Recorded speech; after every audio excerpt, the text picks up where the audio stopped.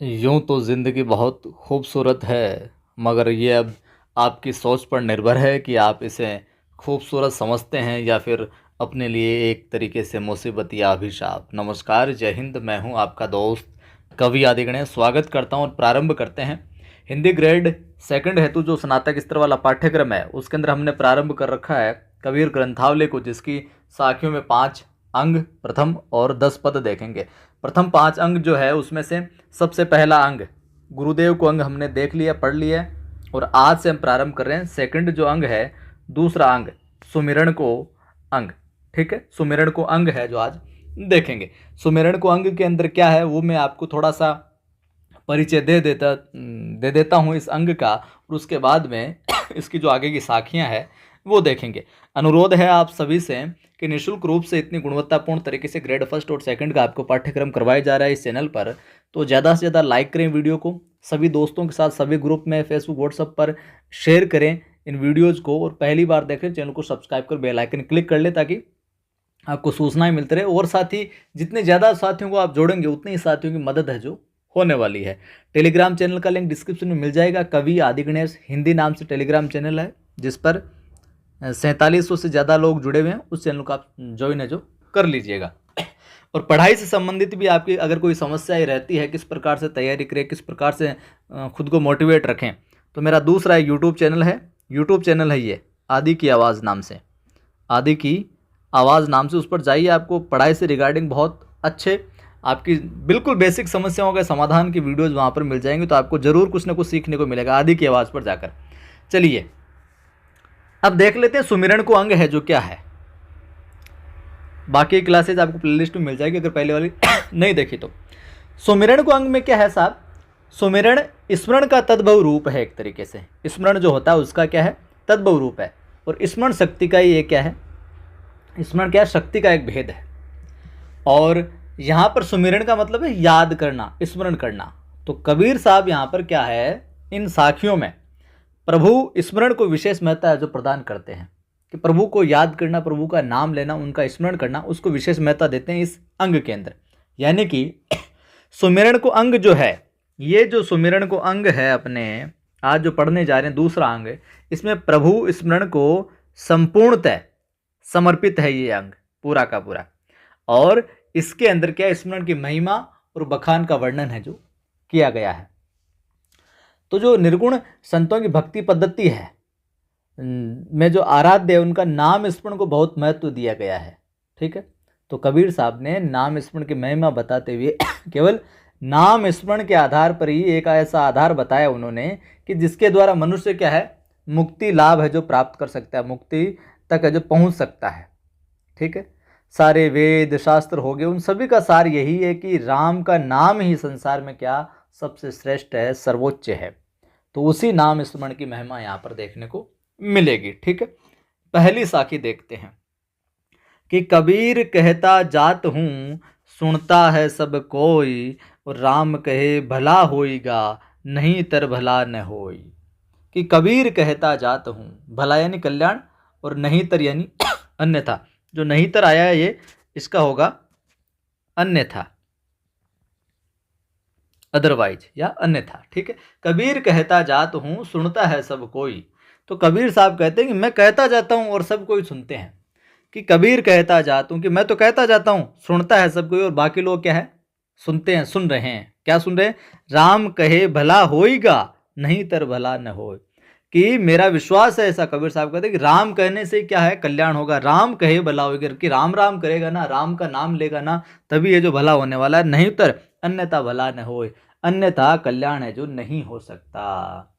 यानी कि कबीर साहब यहाँ पर साफ साफ स्पष्ट शब्दों में कह रहे हैं कि मैं कहता जाता हूँ, लोग सुनते जाते हैं कि राम कहने पर, राम राम कहने पर, राम का नाम लेने पर ये जो भला होगा, अन्यथा तो कल्याण होने वाला नहीं है, भला होने वाला नहीं है। इस मुक्ति से मुक्ति तक है जो पहुंचने वाले नहीं हो आप। ठीक है, चलिए ये साखी हो गई। अगली साखी देखिए, उम्मीद करता हूँ बहुत आसानी से समझ में आ रहा है आपके। कबीर कहे मैं कथी गया ब्रह्म महेश। कि कबीर कहे मैं कथी गया, और कथी गया ब्रह्म महेश, राम नाम सत्य सार है, सब काहू उपदेश। अब देखिए, पूरे इस अंग के अंदर, सुमिरन के अंदर नाम की महिमा, स्मरण की महिमा, सुमिरन की महिमा देखने को आपको मिलेगी। तो ये दे दिया, मान लो कबीर कहे में कथी गई है, पूरी पूरी साखी दे दी और पूछ लिया किस अंग से ली गई है साखी, तो आपको ध्यान में रखना है थोड़ा सा, ठीक है। तो कबीर कहे में कथी गया, यहां पर देख लीजिए साहब, कथी यानी कह, नाम यानी क्या हो जाएगा, नाम, NAME, नेम, ठीक है। सतसार यानी सार, तत्व। तो कबीर साहब क्या कहते हैं, कबीर कहे में कथी गया, कबीरदास कहते हैं कि मैंने कहा, कबीर कहे में कथी, मैंने कहा, कथी गया कथी गया ब्रह्म महेश, कि ब्रह्मा शंकर ने कहा। कबीरदास कहते हैं कि मैंने कहा, ब्रह्मा और शंकर ने कहा। सभी यही उपदेश देते हैं क्या, कि राम नाम सतसार है, सबका हो उपदेश। कि मैंने कहता हूँ, मैंने कहा है, मैं कहता हूँ, ब्रह्मा जी कहते हैं, शंकर जी कहते हैं, और सभी का यही उपदेश है कि राम नाम ही क्या है, सार है। राम नाम का स्मरण करना ही है जो उपयोगी है, सबका समान अधिकार है, सबका हो उपदेश। कि इस उपदेश के ऊपर, राम नाम के उपदेश के ऊपर सबका समान अधिकार है। ये बात कौन कहता है, मैं भी कहता हूँ, ब्रह्मा जी भी कहते हैं, और महेश अपने शंकर भगवान भी है जो कहते हैं। आई बात समझ। कबीर कहे मैं कथी गया ब्रह्म महेश। कबीर साहब कहते हैं कि मैं भी कह रहा हूँ, ब्रह्मा भी कह रहे हैं, अपने शिव जी भी कह रहे हैं क्या, कि राम नाम सतसार है, कि राम के नाम के अंदर ही क्या है, सार है, बिल्कुल वही एक चीज़ है, और सबका हो उपदेश। और सभी जो यही उपदेश दे रहे हैं कि इस पर राम नाम के पर सबका क्या है, समान है जो अधिकार है। यही एक समस्त तत्वों का क्या है, सार है, ठीक है। और इस कथन को मैंने भी कहा है, भगवान विष्णु शिव ने भी, ब्रह्मा ने भी कहा है। आ गई बात समझ में। चलिए अगली साखी। तत् तिलक तिहु लोकमय, तत् तिलक तिहु लोकमय, राम नाम निज सार, और जन कबीर मस्तक दिया, शोभा अधिक अपार।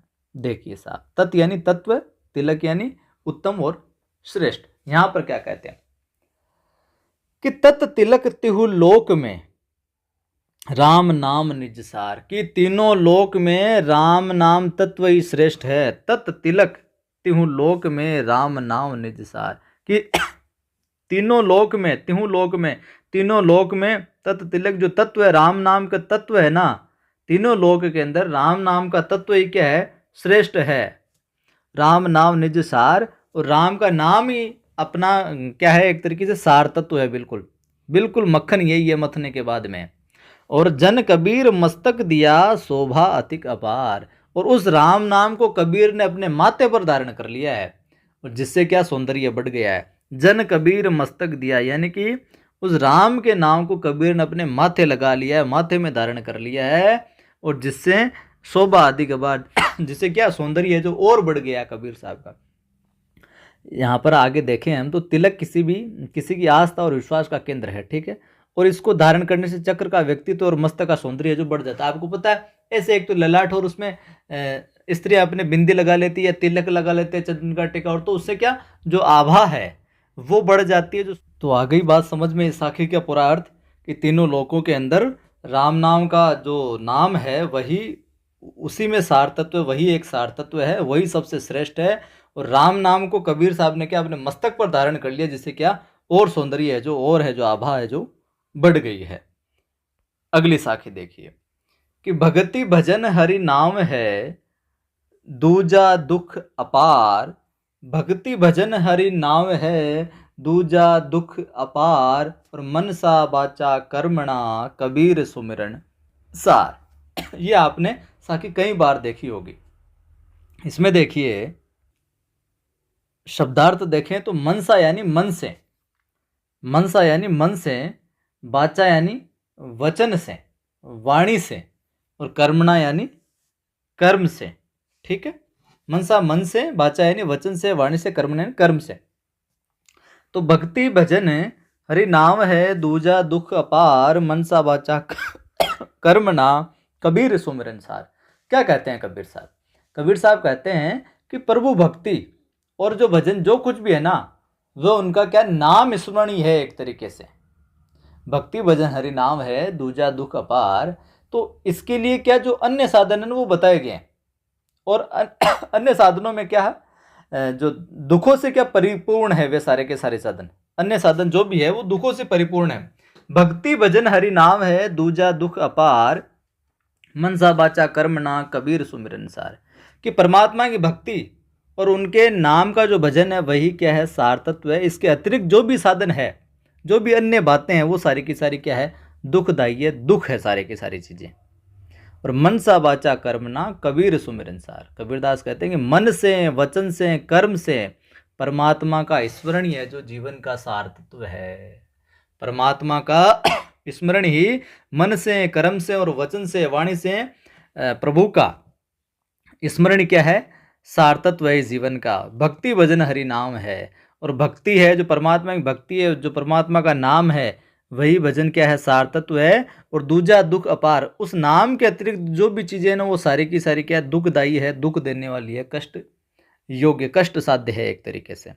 आ गई बात समझ में? चलिए पांचवी और आखिरी साखी देखते हैं आज के इस वीडियो की। बाकी सुमिरन को अंग में साखियां तो और है, लेकिन इस वीडियो के अंदर हम इतना ही देखेंगे। देखिए कबीर सुमिरन सार है। अब देखिए सुमिरन को अंग तो आपको ज़्यादातर जगह स्मरण वाली बात या सुमिरन सुमिरन आपको आएगा देखने को। कबीर सुमिरन सार है और सकल जंजाल, आदि अंत सब सोंदिया दूजा देखो काल। कबीर सुमिरन सार है और सकल जंजाल, आदि अंति सब सो दिया दूजा देखो काल। सो दिया यानी खोजा। अब क्या ना, अरे सो दिया कौन, सो दिया नहीं खोजा, खोजना, दूजा यानी दूसरा।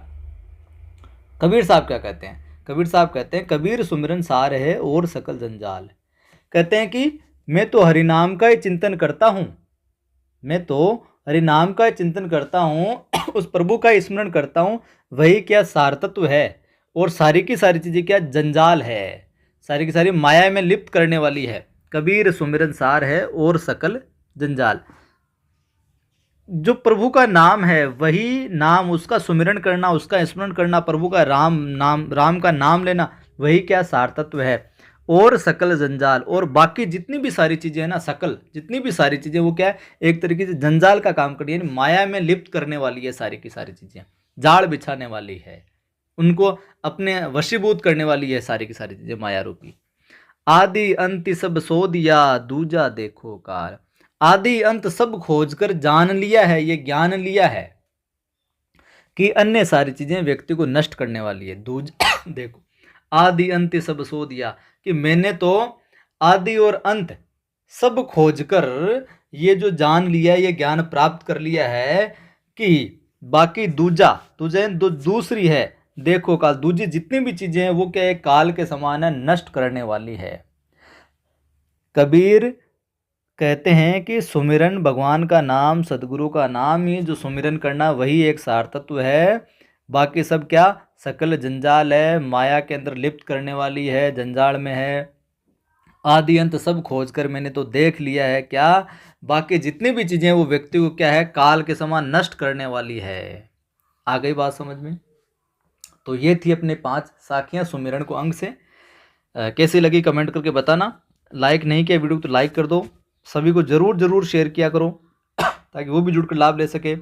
पहली बार देख रहे हो चैनल को सब्सक्राइब कर बेल आइकन क्लिक कर लो ताकि हर वीडियो की सूचना आपको मिलती रहे। जय हिंद, फिर मिलता हूँ।